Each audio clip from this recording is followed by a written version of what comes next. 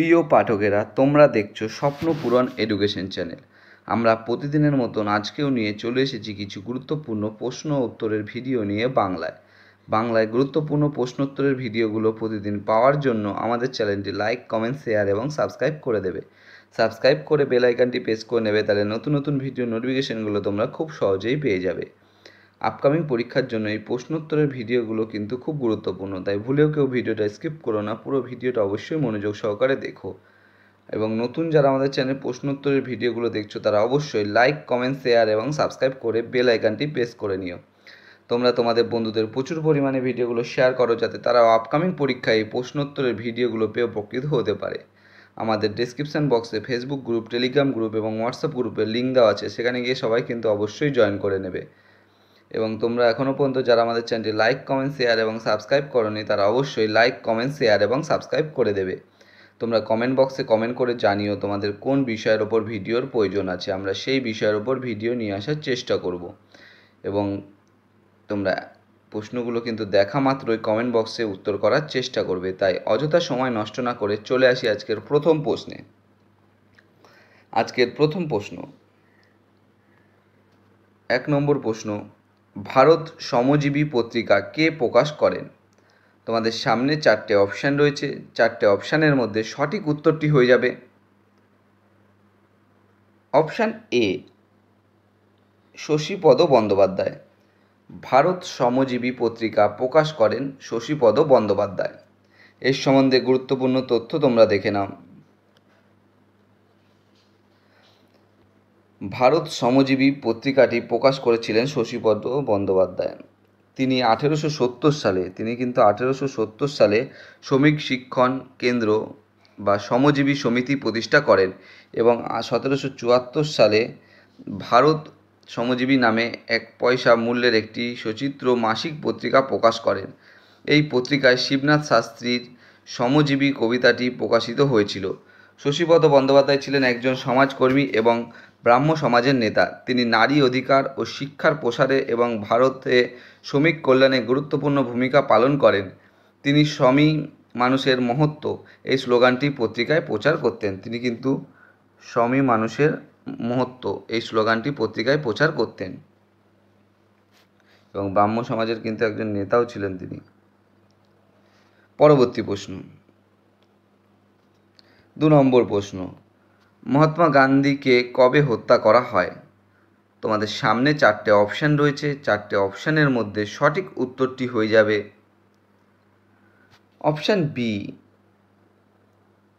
30শে জানুয়ারি 1948। মহাত্মা গান্ধীকে হত্যা করা হয় 30শে জানুয়ারি 1948। এর সম্বন্ধে গুরুত্বপূর্ণ তথ্য তোমরা দেখে নাও। মোহনদাস করমচাঁদ গান্ধী। মহাত্মা গান্ধীর পুরো নাম হচ্ছে মোহনদাস করমচাঁদ গান্ধী। স্নেহের সাথে বাপু এবং মহাত্মা নামে পরিচিত এবং জাতির পিতা হিসাবে বিবেচিত। নাথুরাম গডসে 30শে জানুয়ারি 1948 গুলি করে হত্যা করেছিলেন। এখানে গান্ধীর ঠান্ডা রক্তাক্ত হত্যাকাণ্ডের পিছনে অন্ধকার শক্তিগুলির একটি অনুস্মারক এবং কেন তাদের আদর্শিক সহযোগীদের থামানো দরকার। পরবর্তী প্রশ্ন, 3 নম্বর প্রশ্ন, দুর্গাপুর লৌহ ইস্পাত কেন্দ্র কত সালে গড়ে উঠেছিল? তোমাদের সামনে 4টে অপশান রয়েছে, 4টে অপশানের মধ্যে সঠিক উত্তরটি হয়ে যাবে অপশান সি, 1959 সালে। দুর্গাপুর লৌহ ইস্পাত কেন্দ্র গড়ে উঠেছিল 1959 সালে। এর সম্বন্ধে গুরুত্বপূর্ণ তথ্য তোমরা দেখে নাও। দুর্গাপুর লৌহ ইস্পাত কেন্দ্র 1959 সালে প্রতিষ্ঠিত হয়েছিল। এটি ভারতের প্রথম পঞ্চবার্ষিকী পরিকল্পনার অধীনে নির্মিত হয়েছিল। এটি কিন্তু ভারতের প্রথম পঞ্চবার্ষিক পরিকল্পনার অধীনে নির্মিত হয়েছিল এবং যুক্তরাজ্যের সহায়তায় এটি গড়ে উঠেছিল। এখানে দুর্গাপুর লৌহ ইস্পাত কেন্দ্র সম্পর্কে কিছু অতিরিক্ত তথ্য দেওয়া হলো। এটি পশ্চিমবঙ্গের দুর্গাপুরে অবস্থিত। এটি স্টিল অথরিটি অফ ইন্ডিয়া বা সেলের একটি অংশ। এই কারখানাটি ভারতের ভারী শিল্পায়নে একটি গুরুত্বপূর্ণ ভূমিকা পালন করেছে। পরবর্তী প্রশ্ন, 4 নম্বর প্রশ্ন, পানিপথের দ্বিতীয় যুদ্ধে আকবরের পক্ষে কে যুদ্ধ করেছিলেন? তোমাদের সামনে চারটে অপশান রয়েছে, চারটে অপশানের মধ্যে সঠিক উত্তরটি হয়ে যাবে অপশান সি। অপশান সি হয়ে যাবে সঠিক উত্তর, বৈরাম খাঁ। পানিপথের দ্বিতীয় যুদ্ধে আকবরের পক্ষে বৈরাম খাঁ যুদ্ধ করেছিলেন। এর সম্বন্ধে গুরুত্বপূর্ণ তথ্য তোমরা দেখে নাও। পানিপথের দ্বিতীয় যুদ্ধে আকবরের প্রধান সেনাপতি ছিলেন বৈরাম খান। এছাড়াও আলী কুলি খান সাউবানি এবং অন্যান্যরাও আকবরের পক্ষে যুদ্ধ করেছিলেন। এই যুদ্ধে আকবরের বাহিনী হেমু বা হেমচন্দ্র বিক্রমাদিত্য, আকবরের বাহিনীর নাম কি ছিল? হেমু বা হেমচন্দ্র বিক্রমাদিত্য এর নেতৃত্বাধীন একটি বিশাল হিন্দু সেনাকে পরাজিত করা হয়েছিল। এ কিন্তু একটি বিশাল হিন্দু সেনাকে পরাজিত করে। পানিপথের দ্বিতীয় যুদ্ধে 1556 সালের 5ই নভেম্বর সংগঠিত হয়েছিল এবং এটি মুঘল সম্রাট আকবরের জন্য একটি গুরুত্বপূর্ণ বিজয় ছিল। এই যুদ্ধের মাধ্যমে আকবর দিল্লি ও আগ্রার নিয়ন্ত্রণ পুনরুদ্ধার করতে সক্ষম হন। আকবরের অভিভাবক বৈরাম খান এই যুদ্ধে কৌশল নির্ধারণের গুরুত্বপূর্ণ ভূমিকা পালন করেন। বৈরাম খাঁ কিন্তু গুরুত্বপূর্ণ কৌশল নির্ধারণের জন্য ভূমিকা পালন করেছিল। এবং তোমরা কিন্তু দেখবে আকবরের বাহিনী হচ্ছে হেমু বা হেমচন্দ্র বিক্রমাদিত্য নেতৃত্বাধীনে একটি বিশাল হিন্দু সেনাকে কিন্তু পরাজিত করেছিল। পরবর্তী প্রশ্ন, 5 নম্বর প্রশ্ন, নাগরিকদের মৌলিক অধিকার রক্ষার ক্ষেত্রে হাইকোর্ট কত প্রকারের লেখ জারি করতে পারে? লেখ বা রিট। নাগরিকদের মৌলিক অধিকারের রক্ষার ক্ষেত্রে হাইকোর্ট কত প্রকারের লেখ বা রিট জারি করতে পারে? তোমাদের সামনে চারটে অপশান রয়েছে, চারটে অপশানের মধ্যে সঠিক উত্তরটি হয়ে যাবে অপশান বি, 5 ধরনের বা 5 প্রকারের। নাগরিকদের মৌলিক অধিকার রক্ষার ক্ষেত্রে হাইকোর্ট 5 প্রকারের লেখ জারি করতে পারেন। এর সম্বন্ধে গুরুত্বপূর্ণ তথ্য তোমরা দেখে নাও। ভারতীয় সংবিধানের 226 নম্বর ধারায়, ভারতীয় সংবিধানের কিন্তু 226 নম্বর ধারা অনুযায়ী নাগরিকদের মৌলিক অধিকার রক্ষার জন্য হাইকোর্ট 5 ধরনের লেখ বা রিট জারি করতে পারে। এই রিটগুলি হলো হেবিয়াস কর্পাস, ম্যান্ডামাস, সার্টিওরারি প্রতিষেধ এবং কো ওয়ারেন্টো। এই 5টা কিন্তু রিট জারি করতে পারে। মৌলিক অধিকার রক্ষার জন্য হাইকোর্ট এই যে 5 ধরনের লেখ বা রিট জারি করতে পারে সেগুলো কিন্তু এগুলো হলো এবং 226 নম্বর ধারা অনুযায়ী। পরবর্তী প্রশ্ন, 6 নম্বর প্রশ্ন, লিভারের সিরোসিস রোগ কোন ধাতুর দূষণের ফলে সৃষ্ট রোগ? তোমাদের সামনে 4টে অপশান রয়েছে, 4টে অপশানের মধ্যে সঠিক উত্তরটি হয়ে যাবে অপশান সি, আর্সেনিক। লিভারের সিরোসিস রোগ আর্সেনিক ধাতুর দূষণের ফলে সৃষ্ট রোগ। এর সম্বন্ধে গুরুত্বপূর্ণ তথ্য তোমরা দেখে নাও। লিভারের সিরোসিস একটি জটিল রোগ যা লিভারের দীর্ঘস্থায়ী প্রদাহের কারণে ঘটে। এই প্রদাহ লিভারের স্বাভাবিক টিস্যুকে ক্ষতিগ্রস্ত করে এবং দাগযুক্ত টিস্যু ফাইব্রোসিস তৈরি করে যা লিভারের কার্যকারিতা হ্রাস করে। এটি কিন্তু লিভারের কার্যকারিতা হ্রাস করে দেয়। পরবর্তী প্রশ্ন, 7 নম্বর প্রশ্ন, পৃথিবী, চাঁদ ও সূর্যের মধ্যবিন্দু যখন একটি সরলরেখায় অবস্থান করে তখন সেই অবস্থানকে কি বলা হয়? তোমাদের সামনে 4টে অপশান রয়েছে, 4টে অপশানের মধ্যে সঠিক উত্তরটি হয়ে যাবে অপশান এ, সিজিগি। পৃথিবী, চাঁদ ও সূর্যের মধ্যবিন্দু যখন একটি সরলরেখায় অবস্থান করে তখন সেই অবস্থানকে সিজিগি বলা হয়। এর সম্বন্ধে গুরুত্বপূর্ণ তথ্য তোমরা দেখে নাও। যখন পৃথিবী, চাঁদ এবং সূর্য একটি সরলরেখায় অবস্থান করে তখন তাকে জ্যোতিষবিজ্ঞানীরা সিজিগি বলে। এই অবস্থানে সূর্যগ্রহণ বা চন্দ্রগ্রহণ হতে পারে। যখন চাঁদ, সূর্য এবং পৃথিবীর মধ্যে থাকে তখন তাকে সূর্যগ্রহণ বলা হয়, তখন কিন্তু তাকে সূর্যগ্রহণ বলা হয়। জ্যোতিষবিজ্ঞানীরা বলছেন অন্যদিকে যখন পৃথিবী, সূর্য ও চাঁদের মধ্যে অবস্থান করে তখন তাকে চন্দ্রগ্রহণ বলা হয়। সুতরাং সূর্য, পৃথিবী ও চাঁদ যখন একটি সরলরেখায় থাকে তখন ওই ঘটনাকে সিজিগি বলা হয় এবং এটি সূর্যগ্রহণ বা চন্দ্রগ্রহণের কারণে হতে পারে। পরবর্তী প্রশ্ন,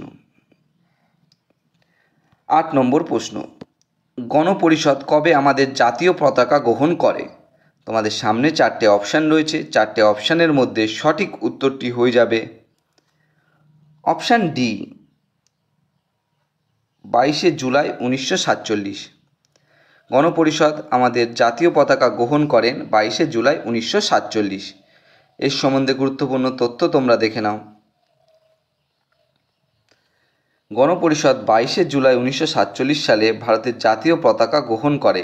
এই পতাকাটি ভারতের স্বাধীনতা লাভের কয়েকদিন আগে গৃহীত হয়েছিল। এটি কিন্তু ভারতীয় স্বাধীনতা লাভের কয়েকদিন আগেই গৃহীত হয়েছিল। পরবর্তী প্রশ্ন,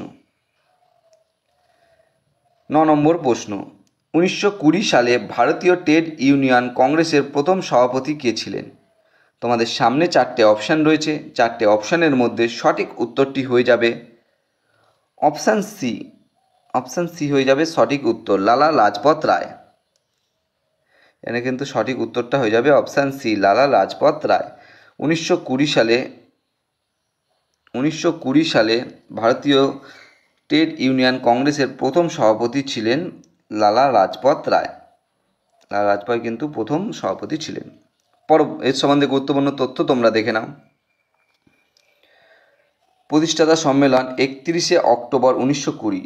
31শে October 1920-তে empire theatre বোম্বেতে Lala Lajpat Rai, কোথায় কিন্তু এম্পায়ার থিয়েটার বোম্বেতে লালা লাজপত রায়ের প্রতিষ্ঠাতা সভাপতি হিসেবে শুরু হয়েছিল, যাতে সারা ভারত থেকে কিন্তু 1,40,854 জন সদস্যের সাথে 64টি ইউনিয়নের 101 জন প্রতিনিধি অংশগ্রহণ করেন। মতিলাল নেহেরু, ভিএমজে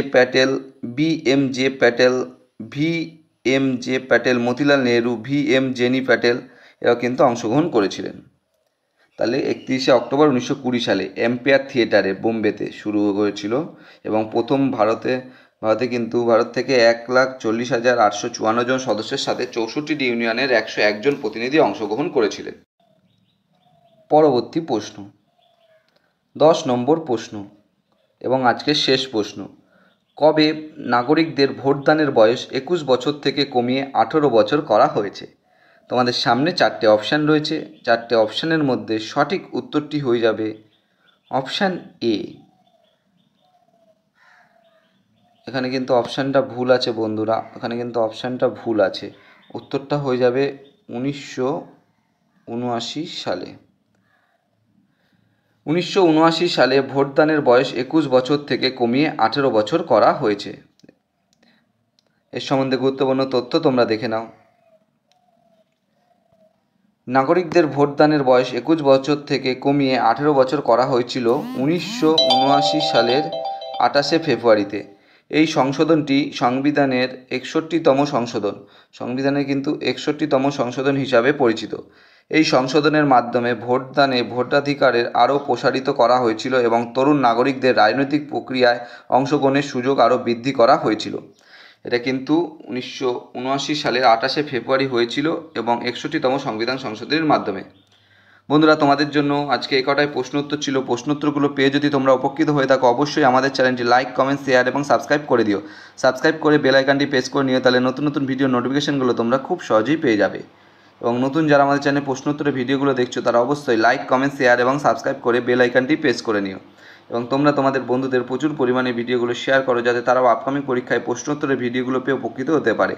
আমাদের ডেসক্রিপশান বক্সে হোয়াটসঅ্যাপ গ্রুপ, টেলিগ্রাম গ্রুপের লিঙ্ক দেওয়া আছে, সেখানে কিন্তু সবাই অবশ্যই জয়েন করে নিও। তোমরা অবশ্যই কমেন্ট বক্সে কমেন্ট করে জানিও তোমাদের কোন বিষয়ের ওপর ভিডিওর প্রয়োজন আছে, তাহলে আমরা সেই বিষয়ের ওপর ভিডিও নিয়ে আসার চেষ্টা করব। এবং এখনও পর্যন্ত যারা আমাদের চ্যানেলটি লাইক, কমেন্ট, শেয়ার এবং সাবস্ক্রাইব করোনি, তারা কিন্তু অবশ্যই লাইক, কমেন্ট, শেয়ার এবং সাবস্ক্রাইব করে দিও। তোমরা লাইক, কমেন্ট, শেয়ার এবং সাবস্ক্রাইব করলে আমরা আরও আগ্রহ পাই এবং ভালো ভালো ভিডিও নিয়ে আসার চেষ্টা করি। তাই কিন্তু তোমরা অবশ্যই আমাদের চ্যানেলটি লাইক, কমেন্ট, শেয়ার এবং সাবস্ক্রাইব করে দিও।